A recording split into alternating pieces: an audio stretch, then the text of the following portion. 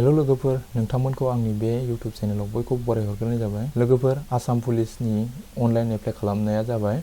दायो आं नोंथांमोननो माबोरै एप्लाइ खालामो फारि फारि दिन्थिलांगोन। नोंथांमोना गावबा गावनि मबाइलजोंनो अनलाइन एप्लाइखौ खालामनानै लानो हागोन। भिडिअखौ जागायनायनि सिगां नोंथांमोना आंनि चेनेलाव गोदानब्ला चेनेलखौ अननानै साबस्क्राइब खालामनानै लादो, जाहाथे आंनि गोदान आपडेटनि भिडिअ होयोब्ला नोंथांमोनहा मोननो हायो। दानिया फैदो, भिडिअखौ जागायनोसै। गिबियाव जायखिजाया मोनसे ब्राउजारखौ ओपन खालामनानै लादो। बेनि उनाव बेयाव लिरदो आसाम पुलिस। बेबादि लिरनानै सार्च खालामब्लानो जागोन। सार्च खालामनाय लोगो लोगोनो दायो फैबाय। फार्स्टआव होदों नैबे आसाम पुलिस, बेयाव थुनानै होदो। बेयाव होदों नै मोननै लिंक, मोनसेया जादों एडमिट कार्ड डाउनलड खालामनाय आरो मोनसेया जादों अनलाइन एप्लाइ खालामनाय। जों दायो अनलाइन एप्लाइ खालामगोन नालाय बेयाव सेकेन्डनि अनलाइन एप्लिकेसन पर्टेल बेयाव थुनानै होदो। बेयाव थुनानै होनाय लोगो लोगोनो बिदि फैबाय। फार्स्टआव रेजिस्ट्रेसन खालामग्रोनांगौनो, बिनि उनाव लगिन खालामनांगौनो, बिनि उनावसो एप्लाइ खालामनो हागोन आरो बिनि उनाव एक्न'लेजमेन्टखौ डाउनलड खालामनो हागोन। बे मोनब्रै स्टेपखौ फल' खालामनांगोन। दायो जोङो रेजिस्ट्रेसन खालामग्रोनांगोन। रेजिस्ट्रेसन खालामग्रोनो थाखाय नैबे फार्स्टनि एप्लाइ अनलाइनाव थुनानै होनांगोन। एप्लाइ अनलाइनाव थुनाय लोगो लोगो बेबायदि फैबाय। दायो जों लगिन खालामथ'नो हाया, रेजिस्ट्रेसन खालामग्रोनानै लानांगोन। बिनि थाखाय जोङो नैबे सेकेन्ड अपसन रेजिस्टार नाउ नैबेयाव थुनानै होनांगोन। बेयाव थुनाय लोगो लोगोनो रेजिस्ट्रेसन खालामनायनि फर्मआ फैबाय। बेयाव नै माखासे इनस्ट्राक्सन होदों, बेखौ मोजाङै नायनानै लागोर। गोबां मानसिफ्रानो फट'आवनो रेजेक्ट खालामनानै लायो। बेयाव फट'ग्राफा मा होनदों, कालार जानांगोन आरो बेकग्राउन्डआ गुफुर जानांगोननो। बे फट'आ 5 जुलाइ 2021नि सिगां लानाय जानो मोननाय नङा, बिनि गेजेराव लानाय जानांगोन। मेक्सिमाम साइजआ जानांगोन 450 KB आरो फटकनि गोजौआ जानांगोन 4.5 सेन्टिमिटार आरो गोलावा 3.5 सेन्टिमिटार जानांगोन। बेबायदिनो सिगनेचाराबो होनाय दङ नै। सिगनेचारा गोसोम फावथेनजों सिगनेचार होनाय जानांगोन आरो मेक्सिमाम साइजआ जानांगोन बेनाबो 100 KB, बेनि बारा जानो मोननाय नङा। बेबायदिनो बेयाव होदों माखासे डकुमेन्ट्सफोरखौ। माखासे डकुमेन्ट्सफोरा मा जानांगोननो, स्केन खालामनाय जानांगोननो, JPEG-आव जानांगोननो आरो बे मा जागोन 300 KBनि बारा जानो मोननाय नङा, बिनि खम जानांगोन। दायो जोङो रेजिस्ट्रेसन फर्मखौ फिलआप खालामग्रोनानै लानोसै। फार्स्टआव बुंदों केन्डिडेटनि नाम, बेयाव जाय एप्लाइ खालामगोन बिनि नामखौ होनांगोन। बिनि उनावनो फादारनि नाम, बेयाव मादारनि नाम, बिमानि नाम, बेयाव होनांगोन मबाइल नाम्बार। 00 गोजा कालारनि स्टाइमा होनाय दङ, बेयाव बिनायखौ होजोबथारनांगोन। 00 स्टाइमा गैया, बेयाव बिनायखौ होआब्लाबो जेबो नङा। बेयाव बिदों इमप्लयमेन्ट एक्सचेन्ज नाम्बार।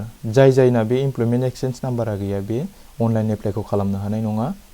बेनिखायनो इमप्लयमेन्ट एक्सचेन्ज नाम्बारखौ खालामग्रोनानै लागोर। अनलाइनजोंबो खालामनो हायो दानिया। बेनि उनाव बेयाव हाइजेस्ट क्वालिफिकेसन, बेसेबांसिम फरायनाय बेखौ सेलेक्ट खालामनांगोन। बेयाव पार्मानेन्ट डिस्ट्रिक्टखौ सेलेक्ट खालामनांगोन। बिनि उनाव जेन्डारखौ सेलेक्ट खालामनांगन, हौवा ना हिन्जाव। बिनि उनाव कास्टखौ सेलेक्ट खालामनांगोन, जोंना STP-आव। बेयाव डेट अफ बार्थखौ सेलेक्ट खालामनांगोन। गासैखौबो फिलआप खालामखांनायनि उनाव नैयाव बक्सआव टिक मार्क खालामनानै रेजिस्टाराव थुनानै होदो। रेजिस्टाराव थुनानै होनाय लोगो लोगोनो इन्टार OTP, मबाइलाव मोनसे OTP थांबाय, बेखौ लिरनांसिगोन। बेयाव OTP-खौ थुखांनानै साबमिटआव थुना होदो। साबमिटआव थुनाय लोगो लोगोनो बेबायदि फैबाय। दायो लगिनआव थुनानै होदो। लगिन खालामनो थाखाय बेयाव रिक्रुटमेन्ट ID दहाय मोननाया, बेखौ थुनानै होनांगोन। बेवहाय मबाइल नाम्बारखौ होनांगोन, बेनि उनाव डेट अफ बार्थखौ होनांगोन आरो लगिनआव थुनाय। लगिन खालामनाय लोगो लोगो दायो बेबायदि फैबाय। दायो जों एप्लाइ खालामनो थाखाय नैबे गाहायाव फैदो। गाहायाव माखासे गुबुन गुबुन पस्टनि एप्लाइ खालामनायनि डिटेल्स होनाय दङ। बेयाव आसाम पुलिस SI आरो कनस्टेबल आरो कामान्ड' बेटालियननि माखासे अनलाइन एप्लाइ सोलिगासिनो दङ। बेखौ जोङो एप्लाइ खालामनो थाखाय, जुदि जोङो हायार सेकेन्डारि आरो मेट्रिकल' पास जानायब्ला आसाम पुलिसनि SI खौ एप्लाइ खालामनो हानाय नङा। आसाम पुलिस SI खौ एप्लाइ खालामनो थाखाय BA पास जानांगौ। दायो 10 पास आरो 12 पासनिया आसाम पुलिस कामान्ड' आरो ABUB कनस्टेबलखौल' एप्लाइ खालामनो हागोन। दायो जों ABUB कनस्टेबलखौ एप्लाइ खालामनो थाखाय नैबे सेकेन्ड नाम्बार अपसननि एप्लाइआव थुनानै होदो। फार्स्ट स्टेपआव बिदों माखासे डकुमेन्ट्स। जुदि नैबेफोर डकुमेन्ट्सफोरा दङब्ला बेयाव येसआव होनानै नैबे चुज क्वालिफिकेसनाव बेसेबां बोसोरनि सार्टिफिकेट दं बेखौ होदो। बिनि उनाव नैबे आपल'डआव थुनानै होदो। आपल'डआव थुखांनायनि उनाव नैबे भिउआव नायफिननो हागोन आपल'ड जागोन ना जायाखै बेखौ। जुदि गैया अब्ला न'आव थुनानै दोन। बिदिनो नैबे सेकेन्ड नाम्बारनि अपसननि सार्टिफिकेटआ दंब्ला बेबो येस होनानै दहायनि बायदिनो बेखौबो आपल'ड खालामब्लानो जाबाय। गैयाब्ला न' होनानै दोनदो, जेबो नङा। बेबादिनो 3 नाम्बारनि अपसननियाबो दङब्ला बिदिनो येस होदो आरो बेयावबो अपसन बेसेबां बोसोरनि सार्टिफिकेट दं बेखौ होदो। बिनि उनाव आपल'ड खालामनानै नायफिनब्लानो जाबाय। गैयाब्ला न'आव होनानै होदो, जेबो नङा बेबो। बिनि उनाव माखासेखौ बेफोरबायदि खालामलांबाय थाबानो जाबाय। जुदि गैयाब्ला गासैखौबो न'आव होनानै सेभ प्रसिडआव थुनानै होदो। सेकेन्ड स्टेपआव होदों पस्ट सेलेक्ट खालामनाय। नों मा पस्टखौ एप्लाइ खालामगोन। जुदि मोननैखौबो एप्लाइ खालामनो गोसोब्ला नैबे मोननैखौबो टिक खालामनानै होनांगोन। जुदि मेट्रिक पासल'ब्ला नैबे मोनसेल' जाखागोन। जुदि हायार सेकेन्डारिबा मोननैखौबो एप्लाइ खालामनो हागोन। दायो मोननैखौबो टिक खालामनानै सेभ एन्ड प्रसिडआव थुनानै होदो। सेभ एन्ड प्रसिडआव थुनायनि उनाव दायो स्टेप 3 आव दङ पस्ट प्रेफारेन्स। नों बबे पस्टखौ सिगांसिन मोजां मोनो बेखौ सिगांसिनाव होबानो जाबाय। दायो बेखौ गावबा गाव गोसो बायदि होनानै ला। बिनि उनाव सेभ एन्ड प्रसिडआव थुदो। दायो स्टेप 4 आव दङ माखासे फार्स्टआव नै डकुमेन्टस आपल'ड खालामनो थिनदों। फार्स्टआव कास्ट सार्टिफिकेट आपल'ड खालामनांगौ JPEG आरो JPG फरमेटआव। बियो 300 KB नि खम जानांगोन। आपल'ड खालामनो थाखाय नैबे आपल'डआव थुदो। बिनि उनाव कास्ट सार्टिफिकेटखौ सेलेक्ट खालामदो, अपेनआव थुदो। बेबायदि ओंखारगोन। बिनि उनाव नैबे आपल'डआव खेबसे थुनानै होदो। बे आपल'ड जाबाथाय नैबेयाव नायफिननो हागोन भिउआव थुनानै डकुमेन्ट्सखौ गोरोन्थि जादों नामा बेखौ नायफिननो हागोन। डकुमेन्ट्स आपल'ड खालामनाया बेनिखायनो नायफिन खेबसेबाव। बिनि उनाव क्ल'सआव थुदो। बिनि उनाव नैबेयाव एज प्रुफआव बुंदों बेयाव एडमिट कार्डखौ मेट्रिकनिखौ होब्लानो जागोन। बेबो JPEG आरो बेबो 300 KB नि खम जानांगोन। आपल'ड खालामनो थाखाय बे दहाय कास्ट सार्टिफिकेटखौ आपल'ड खालामनाय बायदिनो बेयावबो आपल'ड खालामनानै होब्लानो जाबाय।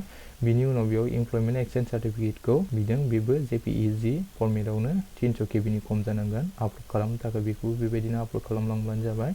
बिनि उनाव फटक बिदों, फटकआ बेकग्राउन्डआ गुफुर जानांगोन होनदोंमोन। बेखौ 450 KB नि खम जानांगोन। बेबो JPEG फरमेटआवनो। बिनि उनाव गोजौआ 4.5 सेन्टिमिटार आरो गोलावआ 3.5 सेन्टिमिटार जानांगोन फटकआ, अब्लासो आपल'ड जागोन। बेखौबो बेबायदिनो आपल'ड खालामनानै लाबानो जाबाय। बिनि उनाव सिगनेचारा गोसोम फावटेनजों लिरनाय जानांगोन। बियो 100 KB नि खम जानांगोन। बिनि उनाव JPEG फरमेटआव जानांगोन।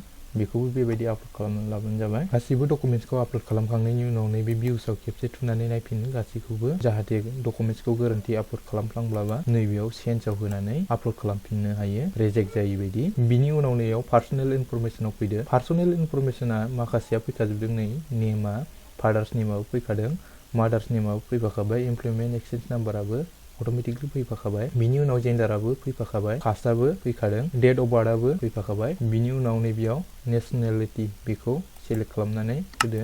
बिनि उनाव रिलिजनखौ सेलेक्ट खालामदो। जुदि बेयाव इमेल एड्रेस होनो गोसोब्ला होनो हागोन, होआब्लाबो जेबो नङा बेयाव, मानोना स्टार मार्क गैया। फन नाम्बाराबो फैफाखाबाय। बिनि उनाव गुबुन आरो मोनसेबाव मबाइल नाम्बार होनो गोसोबा नैबेयाव होनो हागोन, होआब्लाबो जेबो नङा। दायो कन्टेक्ट इनफरमेसनाव बेयाव एड्रेस बिदों, फुल एड्रेस, नोंनि गामि, post office, police station, pin number, district मा गोलैयो बेखौ बेयाव लिरनानै होब्लानो जाबाय बेबायदि। बिनि उनाव डिस्ट्रिक्टआ नै बेयाव दंखायो अट'मेटिकलि फैफाखानाय। बिनि उनाव पुलिस स्टेसनखौ सेलेक्ट खालामनानै होदो। बिनि उनाव पिन क'डआबो फैफाखाबाय। जुदि नैबेयाव नों जोनोम जानाय जायगाया बेलेग आरो नों दा थानाय जायगाया बेलेगावब्ला नैबेयाव नों दा थानाय जायगानि एड्रेसखौ होनांगोन।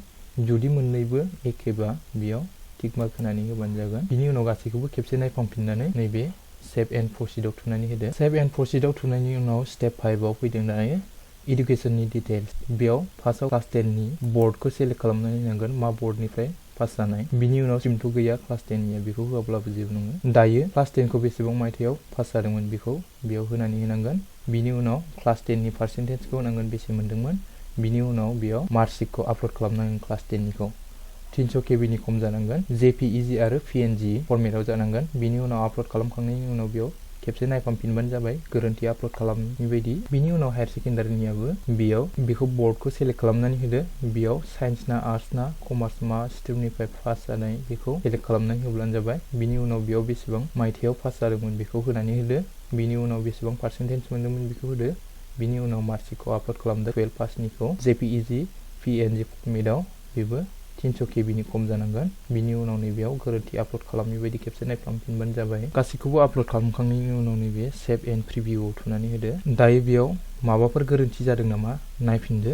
गोरोन्थि जादोंबा बेयावनो सोलायनानै लाखानो हागोन। फाइनाल साबमिट खालामखांनायनि उनाव सोलायनो हाया, बेनिखायनो बेयावनो मोजाङै नायफिननानै लादो। जुदि गासैबो मोजांब्ला नैबे कनफार्मआव थुनानै होदो। कनफार्मआव थुनाय लोगो लोगोनो गासिबो मोजांबा इयाव खेबसे येसआव थुनानै होदो। जुदि गोरोन्थि दंब्ला केन्सेलाव थुनानै होफिन। दायो गोरोन्थि गैया नालाय येसआव होदो। येसआव होनाय लोगो लोगोनो दायो एक्न'लेजमेन्टखौ बेयाव डाउनल'ड एक्न'लेजमेन्ट फर्म बेयाव थुनानै होदो। अब्लानो फर्मआ डाउनल'ड जायो होनांगोन।